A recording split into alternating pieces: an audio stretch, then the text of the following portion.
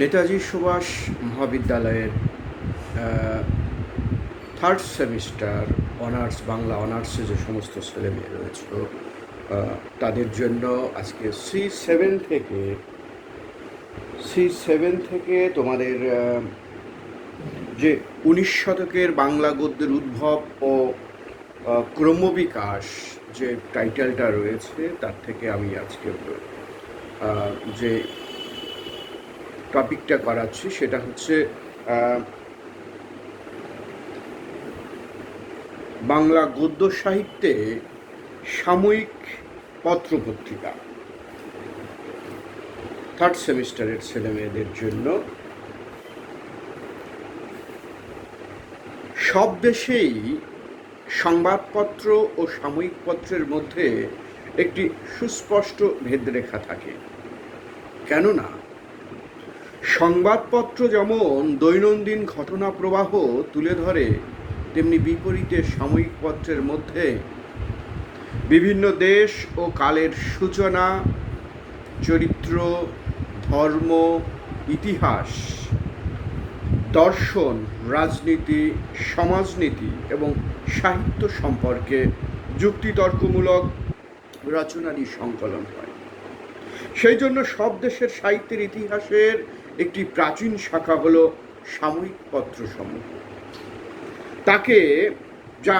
যাকে আশ্রয় করে গদ্য সাহিত্যের নতুন নতুন বিকাশ সম্ভব হয়। বাংলাতেও তার ব্যতিক্রম হয়নি। এবার আমরা আসি যে সাময়িক পত্রের গদ্যের ক্ষেত্রে শ্রীরামপুর মিশনের ভূমিকা কী। বাংলাদেশের সাময়িক পত্রের ইতিহাস খুব সুপ্রাচীন নয়। 1780 খ্রিস্টাব্দে হিকি সাহেব ইংরেজি ভাষায় বেঙ্গল গেজেট নামক একখানি সাময়িক পত্র প্রকাশ করেন। বাংলা ভাষায় প্রথম সাময়িক পত্র প্রকাশ করেন মার্সম্যান 1818 সালে দিগদর্শন নামে সাময়িক পত্রের মধ্য দিয়ে। এরপরে তারই সম্পাদনায় সমাচার দর্পণ সাপ্তাহিক পত্রিকার প্রকাশ ঘটে।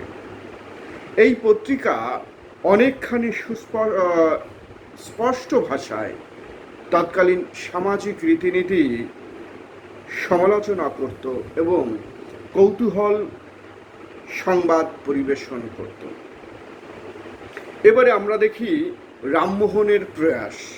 রামমোহন কোন সংবাদপত্র কিভাবে বাংলা গদ্যকে পরিশীলিত করেছিল।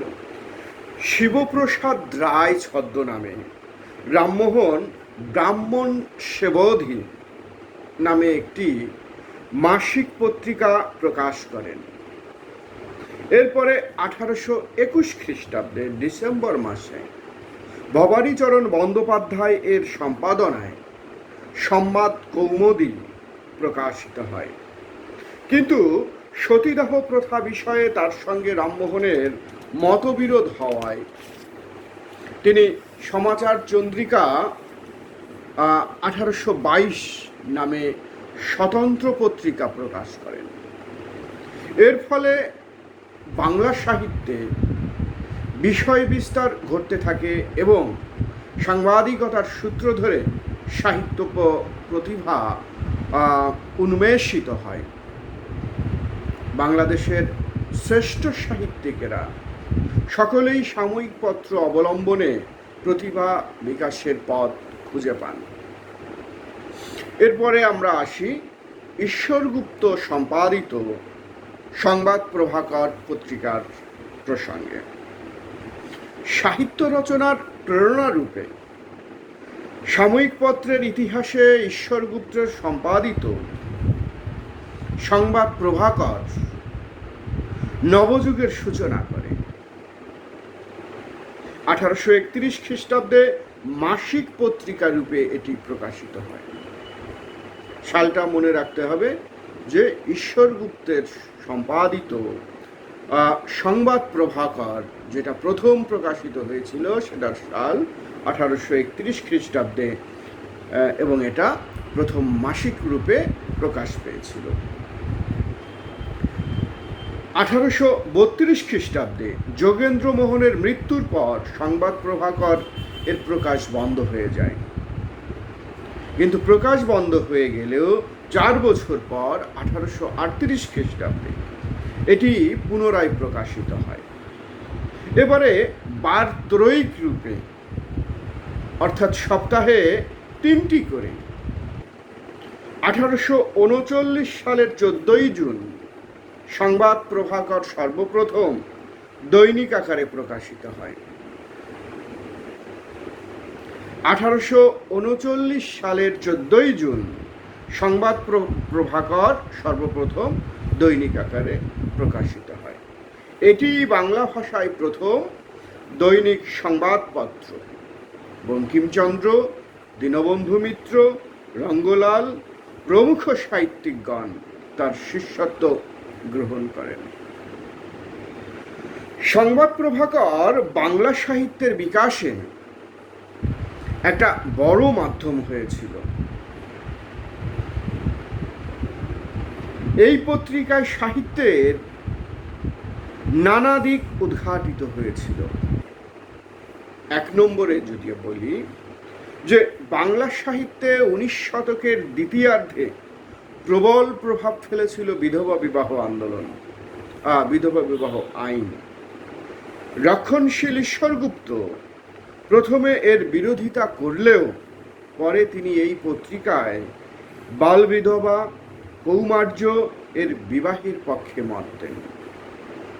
2 নম্বর, ঈশ্বরগুপ্ত তার পত্রিকায় অনেক তরুণ সাহিত্যিককে উৎসাহ দিয়েছিলেন। তার কবিতায় তিনি স্বদেশপ্রেমের আদর্শ প্রকাশ করেন। দেখো, আমি 2টো লাইন বলছি। কত রূপ স্নেহ করি, দেশের কুকুর ধরি, বিদেশের ঠাকুর ফেলিয়া। ত্রিপদীতে তিনি লিখেছিলেন, কত রূপ স্নেহ করি, দেশের কুকুর ধরি, বিদেশের ঠাকুর ফেলিয়া। ফলে সংবাদ প্রভাকরে প্রথম গদ্য সাহিত্যের তথা সাহিত্য বিকাশের পদপীঠ হল। 3 নম্বর, সংবাদ প্রভাকরে প্রথম ভ্রমণ সাহিত্য ছাপা হয়, ভ্রমণকারী বন্ধুর পত্র। এখানে প্রথম বাংলার শক্তিশালী কবিওয়ালা হর ঠাকুর, ভোলা ময়রা, অ্যান্টনি ফ্রিঙ্গি প্রমুখের কবিগান ও জীবনী প্রকাশিত হয়। এটা 1 নম্বর প্রশ্নের ক্ষেত্রে তোমাদের কাজে লাগতে পারে যে সংবাদ প্রভাকর পত্রিকায় হর ঠাকুর, ভোলা ময়রা, অ্যান্টনি ফ্রিঙ্গি প্রমুখের কবিগান ও জীবনী প্রকাশিত হয়। এরপরে আমরা আসি তত্ত্ববোধিনী পত্রিকার ক্ষেত্রে। 1843 খ্রিস্টাব্দে এই পত্রিকা তত্ত্ববোধিনী সভার মুখপত্র রূপে প্রকাশিত হয়। সালগুলো মনে রাখবে। 1843 খ্রিস্টাব্দে তত্ত্ববোধিনী সভার মুখপত্র রূপে তত্ত্ববোধিনী পত্রিকা প্রকাশিত হয়। প্রধানত ব্রাহ্ম দর্শনের উপর এবং দ্বিতীয়ত ব্রাহ্ম দর্শনের সঙ্গে হিন্দু ধর্মের বিরোধের জায়গাগুলি এই পত্রিকায় প্রকাশিত হলেও ধর্মমত নির্বিশেষে বিশিষ্ট ব্যক্তিগণ পত্রিকাটির সঙ্গে যুক্ত হন। মহর্ষি দেবেন্দ্রনাথের উদ্যোগে অক্ষয় কুমার দত্তের সম্পাদনায় তত্ত্ববোধিনী পত্রিকার প্রতিষ্ঠা। বস্তুত অক্ষয় কুমারের নিরলস প্রচেষ্টায় পত্রিকাটি সাহিত্য, সমাজবিদ্যা, পুরাতত্ত্ব ও বিজ্ঞান বিষয় প্রকাশের মাধ্যম হয়ে ওঠে। বঙ্গদর্শনের পূর্বে চিন্তা, বুদ্ধি ও ভাব সমৃদ্ধ ধর্ম সাহিত্য বিষয়ক রচনা প্রকাশে তত্ত্ববোধিনী শ্রেষ্ঠ। এই পত্রিকায় বাংলা সাহিত্যে যে শ্রীবৃদ্ধি ঘটেছিল তার কয়েকটি নিদর্শন আমরা তুলে ধরছি। 1 নম্বর, তত্ত্ববোধিনীতে প্রথম বাংলা আত্মজীবনী প্রকাশিত হয়। দেবেন্দ্রনাথ ঠাকুরের স্বরচিত জীবনচরিত, দেবেন্দ্রনাথ ঠাকুরের স্বরচিত জীবনচরিত প্রথম তত্ত্ববোধিনী পত্রিকায় প্রকাশিত হয়। এই পথ ধরে পরবর্তীকালে রবীন্দ্রনাথের জীবনস্মৃতি নামক আত্মজীবনী প্রকাশ পেয়েছিল। 2 নম্বর, 1851-তে অক্ষয় কুমারের বাহ্যবস্তুর সহিত মানব প্রকৃতির সম্বন্ধ বিচার নামক যে প্রবন্ধ বের হয় সেটি সম্পর্কে শিবনাথ শাস্ত্রীর মন্তব্য বাংলা গদ্যের এক নবযুগের অবতারণা হইল। শিবনাথ শাস্ত্রী মহাশয় মন্তব্য করেছিলেন যে বাংলা গদ্যের এক নবযুগের অবতারণা হইল। 3 নম্বরে যদি বলি যে ব্রাহ্ম সমাজের মধ্যে একটি উদার প্রগতিশীল দৃষ্টিভঙ্গির যে প্রকাশ ঘটেছিল তা এই পত্রিকায় দেখা যায়। এবারে আমরা আসি বঙ্গদর্শন পত্রিকার ক্ষেত্রে। বাংলা গদ্য সাহিত্যের সুবর্ণ যুগ সূচিত হয় বঙ্কিমচন্দ্রের বঙ্গদর্শন পত্রিকার মধ্য দিয়ে। 1872 সালে বঙ্গদর্শনের প্রতিষ্ঠা। বঙ্কিমের শ্রেষ্ঠ রচনাগুলি বঙ্গদর্শনে প্রকাশিত হয়। মনে রাখবে 1872 সালে বঙ্গদর্শন পত্রিকার প্রতিষ্ঠা হয়, যার সম্পাদনা করেছিলেন বঙ্কিমচন্দ্র চট্টোপাধ্যায়, এবং এখানেই বঙ্কিমচন্দ্রের শ্রেষ্ঠ রচনাগুলি প্রকাশ পায়। রবীন্দ্রনাথ বঙ্কিমচন্দ্র নামে যে অসাধারণ প্রবন্ধ লেখেন তাতে বাংলার সৃষ্টিশীল সাহিত্য বা ক্রিয়েটিভ লিটারেচার এর প্রতিকৃত রূপে বঙ্কিমকে দেখিয়েছেন। বঙ্গদর্শনে প্রথম প্রকাশিত উপন্যাস 20 বৃক্ষ বাঙালি পাঠকের মন লুট করে নেয়। বঙ্গদর্শনের লেখকদের মধ্যে ছিলেন চন্দ্রনাথ, সঞ্জীবচন্দ্র, অক্ষয়চন্দ্র, হরপ্রসাদ প্রমুখ। বঙ্গদর্শন ছিল মূলত সাহিত্য পত্রিকা। বঙ্গদর্শনের প্রভাবেই কোটেশনের মধ্যে বঙ্গভাষা সহসা বাল্যকাল হইতে যৌবনে উপনীত হইল। বঙ্গদর্শনের প্রভাবেই বঙ্গভাষা সহসা বাল্যকাল হইতে যৌবনে উপনীত হইল। আমরা এর কিছু বৈশিষ্ট্য আমরা তুলে ধরব। 1 নম্বরে বলি যে বঙ্গদর্শনে কৌতুক রসাত্মক নকশা লোকরহস্য নামে যে রচনা প্রকাশিত হয় তা 1874 সালে পুস্তকাকারে বের হয়। কৌতুক রসাত্মক নকশা লোকরহস্য নামে যে রচনা প্রকাশিত হয় তা 1874 সালে পুস্তকাকারে বের হয়। 2 নম্বর, বঙ্গদর্শনে প্রকাশিত বাংলা সাহিত্যের বিস্ময়কর প্রবন্ধ কমলাকান্তের দপ্তর, যা ডি কুইন্সির আদলে রচিত। বঙ্গদর্শনে বেশ কিছু লেখা বের হয়, যেমন কবিতা পুস্তকাকারে 1878 সালে, যা বাংলা গদ্য সাহিত্যের পূর্বাভাস হিসাবে চিহ্নিত।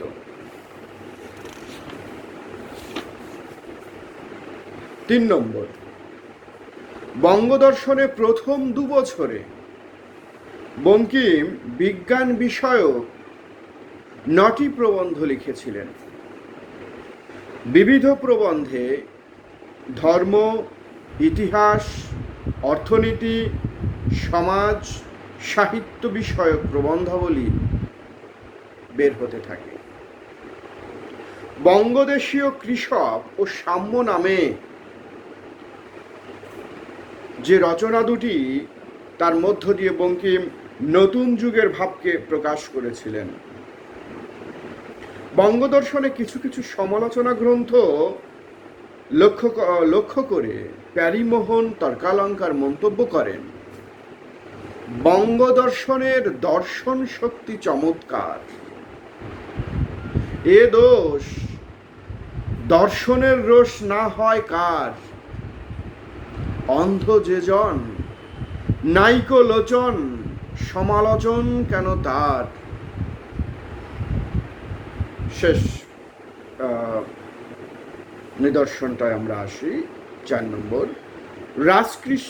রাজকৃষ্ণ মুখোপাধ্যায় বঙ্গদর্শনে বেশ কিছু সাহিত্য প্রবন্ধ রচনা করেন। অক্ষয়চন্দ্র লেখেন কিছু হাস্যরসাত্মক কবিতা ও গল্প। বঙ্কিম বঙ্গদর্শনে বিষবৃক্ষ প্রকাশ করে বাংলা সাহিত্যে যে ঝড় তুলেছিলেন, রবীন্দ্রনাথ প্রকাশিত নবপর্যায় বঙ্গদর্শনে প্রথম সংখ্যা থেকে চোখের বালি প্রকাশ করে আর একটি ঝড় তুলেছিলেন। বঙ্কিমের বঙ্গদর্শন 19 শতকের বাঙালির বিবেক। এইভাবে তোমাদের প্রশ্ন থাকতে পারে যে দিগদর্শন থেকে বঙ্গদর্শন পর্যন্ত সাময়িক পত্র বাংলা গদ্যের বিকাশে যে ভূমিকা পালন করেছে তা লেখো। ঠিক আছে।